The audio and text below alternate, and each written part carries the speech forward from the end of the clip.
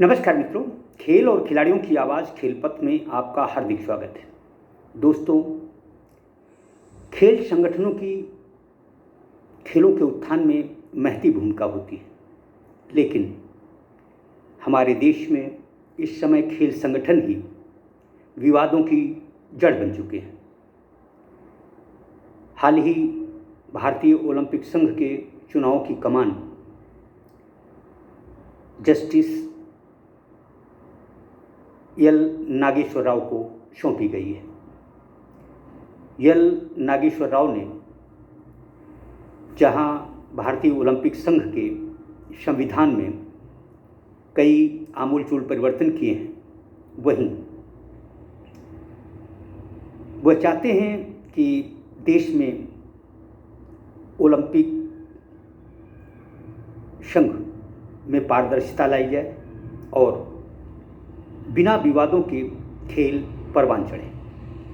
जो भी हो, दरअसल अब सवाल ये उठता है कि खेल संगठनों के बीच आपसी वैमनस्यता फैलाने का काम आखिर कौन कर रहा है।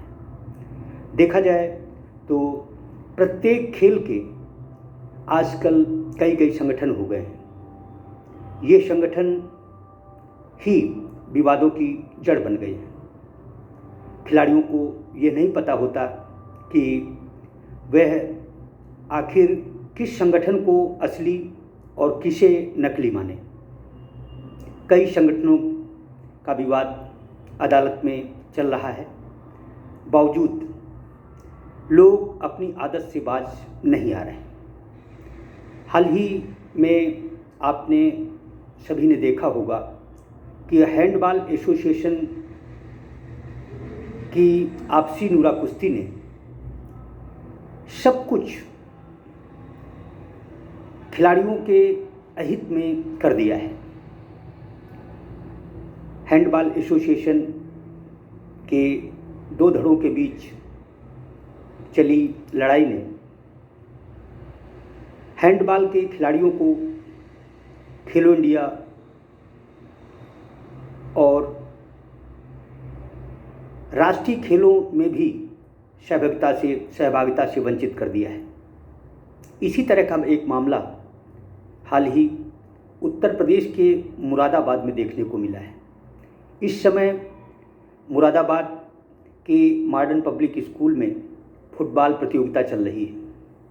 इस प्रतियोगिता को लेकर डिस्ट्रिक्ट फुटबॉल एसोसिएशन के सचिव अनवर एहसान ने एसएसपी से शिकायत की है कि उत्तर प्रदेश फुटबॉल संघ एसोसिएशनों के बीच में वैमनस्यता पैदा कर रहा है। यही वजह है कि जिला फुटबॉल एसोसिएशन यह प्रतियोगिता बेजा तरीके से करा रहा है। दरअसल उत्तर प्रदेश फुटबॉल संघ का बहाना लेकर जिला फुटबॉल एसोसिएशन मुरादाबाद के सचिव मोहम्मद नासिर कमाल ने कहा कि उन्हें चूँकि उत्तर प्रदेश फुटबॉल संघ से मान्यता मिली हुई है, इसी वजह से वह यह प्रतियोगिता करा रहे हैं। जबकि डिस्ट्रिक्ट फुटबॉल एसोसिएशन के सचिव अनवर एहसान इसे अवैध मानते हुए यह तक कह रहे हैं कि चूँकि मामला दोनों एसोसिएशनों का अदालत में चल रहा है, लिहाजा जब तक अदालत का फैसला नहीं आ जाए तब तक यह प्रतियोगिता नहीं होनी चाहिए। दरअसल खेल एसोसिएशन तो सिर्फ एक बहाना है।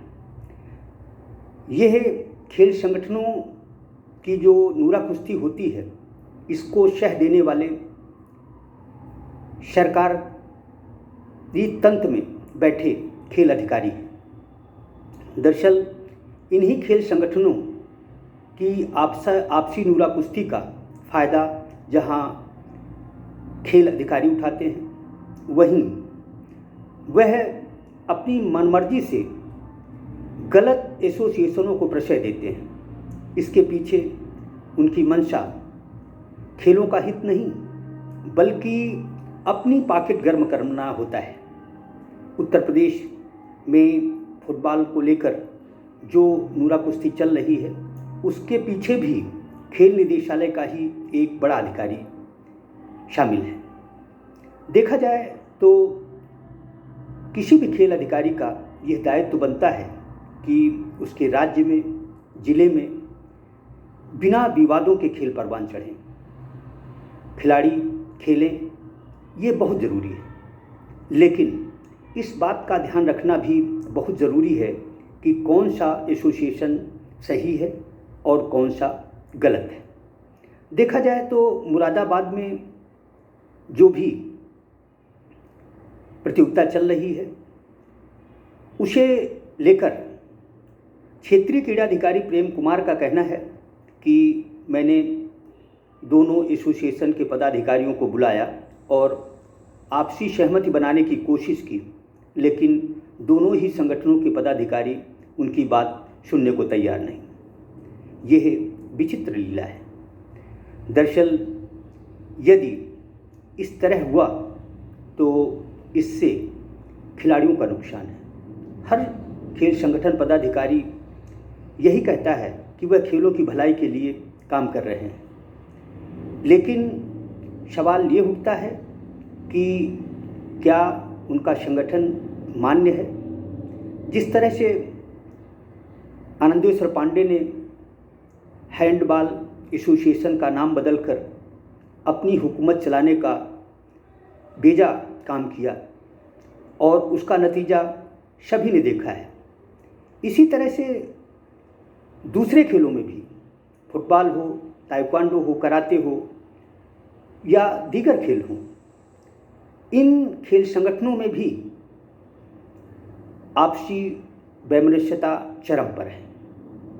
दरअसल खेल अधिकारी अपनी अंटी गर्म करने के लिए जहां खेलों को और खिलाड़ियों को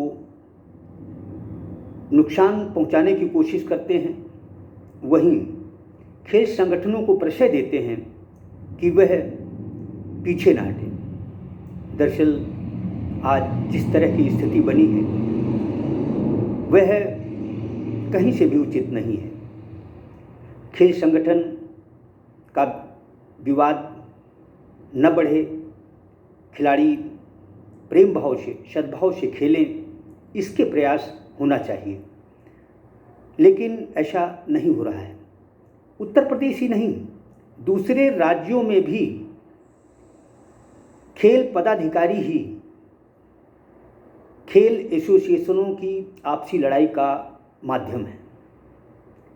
आज जिस तरह से भारतीय ओलंपिक संघ परेशान है, उसी तरह से आने वाले दिनों में उत्तर प्रदेश ओलंपिक संघ में भी विवाद की स्थिति निर्मित नहीं होगी, इसकी कोई गारंटी नहीं है। दरअसल खेलों को सद्भाव का सूचक माना जाता है, लेकिन खेल संगठन पदाधिकारियों और संचालनालय खेल या खेल निदेशालय के अधिकारियों की मिली भगत से जिस तरह शासकीय खजाने को खाली किया जाता है, वह भी एक तरह से अक्षम्य अपराध है। जो भी हो, विवाद न बढ़ें, खिलाड़ी खेलें और देश का गौरव बढ़े, इस बात के प्रयास खेल अधिकारियों को और खेल संगठन पदाधिकारियों को करना चाहिए। यदि ऐसा नहीं हुआ तो एक न एक दिन भारतीय खिलाड़ियों की हसरतें जहां धूमिल हो जाएंगी, वहीं उनका खेल एसोसिएशनों से विश्वास उठ जाएगा, जो कि अच्छा नहीं होगा। जय हिंद, जय भारत।